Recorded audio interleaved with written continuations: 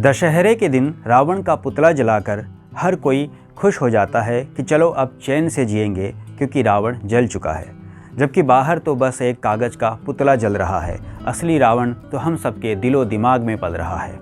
इसीलिए ज़रूरी है अपने दिल में हमेशा राम को बसाए रखना, क्योंकि सिर्फ पुतले जला लेने से रावण नहीं मरा करते। सर्वप्रथम आप सभी को विजयादशमी की हार्दिक शुभकामनाएं। विजयादशमी का पर्व शारदीय नवरात्र की 10वीं तिथि के दिन मनाया जाता है। विजयादशमी जैसा कि नाम से ही विदित है कि यह विजय का पर्व है, जीत का पर्व है। असत्य पर सत्य की विजय, पाप पर पुण्य की विजय, अधर्म पर धर्म की विजय, अज्ञान पर ज्ञान की विजय का पर्व है विजयादशमी। आज ही के दिन माँ दुर्गा ने महिषासुर का संहार करके समस्त पृथ्वी को पाप के भार से मुक्त किया था और प्रभु श्री राम ने रावण को मार करके असत्य पर सत्य की जीत का परचम लहराया था। इसीलिए विजयादशमी के दिन माँ दुर्गा के शारदीय नवरात्र का समापन करके दुर्गा का विसर्जन किया जाता है और कई स्थानों पर रामलीला का भी आयोजन किया जाता है, जिसमें मुख्य आकर्षण का केंद्र होता है रावण दहन। और कई रामलीला समिति हर साल रावण का पुतला बड़े से बड़ा बनाती है। अजीब विडंबना है कि रावण का कद हर साल बढ़ता जा रहा है पर राम का नहीं।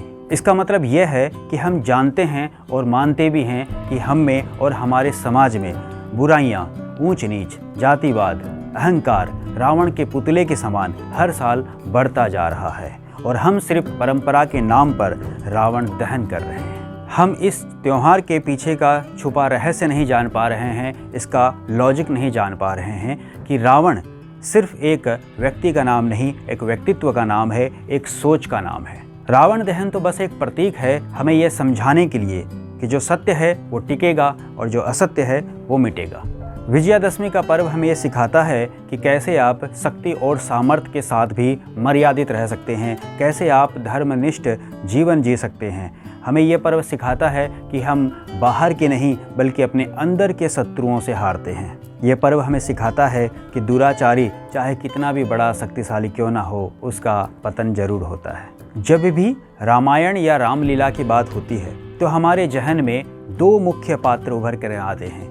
एक हैं मर्यादा पुरुषोत्तम प्रभु श्री राम और दूसरे हैं दशानन रावण, जिसमें से प्रभु श्री राम शक्तिशाली होने के साथ ही विनम्र हैं, धीर हैं, गंभीर हैं, शांत हैं और संस्कारी हैं, जिन्हें न तो राज्याभिषेक की घोषणा से कोई खुशी है और ना ही वनवास के आदेश से कोई दुख है। वो दोनों ही परिस्थिति में एक से हैं, नम्र हैं, निर्मल हैं और शांत हैं। और दूसरी तरफ है दशानन रावण, जो वेद वेदांत का ज्ञाता है, महाज्ञानी महापंडित रावण, जो कि ज्योतिष, वास्तु, आयुर्वेद और संगीत कला में भी प्रकांड विद्वान है, जिसने अपने आराध्य भगवान शिव को प्रसन्न करने के लिए शिव तांडव स्तोत्र की रचना की है, जो आज भी बड़ा प्रचलित है, जिसका पाठ करने मात्र से शरीर में शक्ति का संचार होने लगता है। वो स्तोत्र कुछ इस प्रकार है: जटाटवी गलत जल प्रवाह पावितस्थले गले विलंब विलंबिताम भुजंग तुंग मालिकम डमट डमट डमट डमट डमादिनाद वर्णवम चकार चंड तांडवम तनोतु न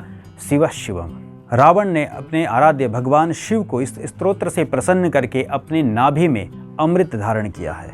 इतना ज्ञानी और शक्तिशाली रावण सोने की लंका का राजा था, जिससे उसका एक नाम लंकेश भी पड़ा था, और उसके पास एक पुष्पक विमान था जो कि मन की गति से उड़ता था, और उसके दरबार में देव, दानव, गंधर्व और ग्रह नतमस्तक होकर के खड़े रहते थे।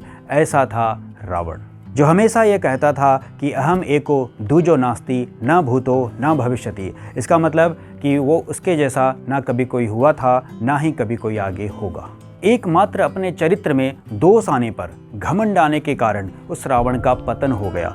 जिस प्रकार एक बड़ी सारी नौका में अगर छोटा सा छेद हो जाए तो वो पूरी नौका को डुबा देता है, उसी प्रकार घमंड रूपी दोष रावण के स्वभाव में आने से उसके पतन का कारण बना। रावण अपने अहंकार में चूर होकर के माता सीता का हरण करके लंका ले गया, और इसी कारण आज के दिन, विजयादशमी के दिन, प्रभु श्री राम ने उसका वध किया था। तब जाकर के दशानन हारा, दश हारा, और आज ये दश हरा बन गया। रावण महाज्ञानी था, बड़ा शिक्षित था, पर संस्कारी नहीं था। इसीलिए हमें ये सीख मिलती है कि हमें भी अपने बच्चों को सिर्फ शिक्षा ही नहीं बल्कि संस्कार भी देने चाहिए, ताकि आगे कोई रावण ना बन पाए। रावण के 10 सिर उसके 10 दोषों को 10 विकारों के प्रतीक है, जो है काम, क्रोध, मद, लोभ, मत्सर्य, हिंसा, आलस्य, झूठ, मोह, चोरी। ये 10 दोष से दशानन बना है। पर ये 10 दोष तो हम में भी है और हम में से हर कोई इन दोषों से मुक्ति पाना चाहता है और इसी आस में हर साल रावण का एक बड़ा सा पुतला बना करके उसे जलाना चाहता है। कैसी विडंबना है, रावण जलाने से पहले रावण बनाया जाता है। दशानन रावण के 10 सिर, उसके 10 दोष, 10 विकारों के प्रतीक माने जाते हैं और आज के समय में ये 10 के 10 दोष हमारे एक ही सर के अंदर हैं। तो क्या हम रावण नहीं हैं? तो क्या हम राम हैं? तो क्या हम रावण को जलाने का अधिकार रखते हैं? क्या आपने कभी महसूस किया है उस जलते हुए रावण का दुख, जो सामने खड़ी भीड़ से पूछता है कि तुम में से कोई राम है क्या? आज रावण हर एक व्यक्ति के अंदर बसा है। 10 विकारों से बनी हुई एक सोच के माध्यम से यह हम सब के अंदर में पनपता जा रहा है और इस रावण को मारने के लिए हमें अपने अंदर के राम को जगाना होगा। इतनी आग कहाँ से लाऊं, इतने रावण कहाँ जलाऊं, घर घर लंका, पग पग रावण, इतने राम कहाँ से लाऊं। इसीलिए हम सबको अपने अंदर छुपे हुए उस राम को जगाना होगा और इस नकारात्मक सोच रूपी रावण को हराना होगा। दशहरे से हमें एक सीख और मिलती है कि कोई कितना भी बड़ा, शक्तिशाली, बुद्धिमान या धनवान क्यों ना हो, अगर वो बुरा कर्म करेगा तो उसे उसकी बुराई का फल अवश्य मिलेगा। वहीं दूसरी ओर जब कोई श्री राम के जैसा सरल हृदय का व्यक्ति बुराई के खिलाफ लड़ेगा, अत्याचार, अनाचार और अधर्म के खिलाफ लड़ेगा, तो उसका साथ ये प्रकृति स्वयं देगी। दुनिया की समस्त शक्तियाँ उसके साथ खड़ी हो जाएगी, चाहे वो पक्षी हो, गिलहरी हो, केवट हो, बानर हो, भालू हो, पत्थर हो या फिर पानी हो। और जब कोई अन्याय करेगा, अधर्म करेगा, बुरे कार्य करेगा, तो विभीषण जैसा भाई भी उसका साथ छोड़ देगा। ऐसी शिक्षा हमें इस विजयादशमी पर्व से प्राप्त होती है। तो इस बार विजयादशमी का पर्व कुछ इस अंदाज में मनाएं, तो खुद को खुद से बेहतर बना लेना। इस बार एक रावण खुद के अंदर भी जला लेना। इसी के साथ आप सभी को विजयादशमी के एक बार फिर से अनंत शुभकामनाएं। जय श्री राम।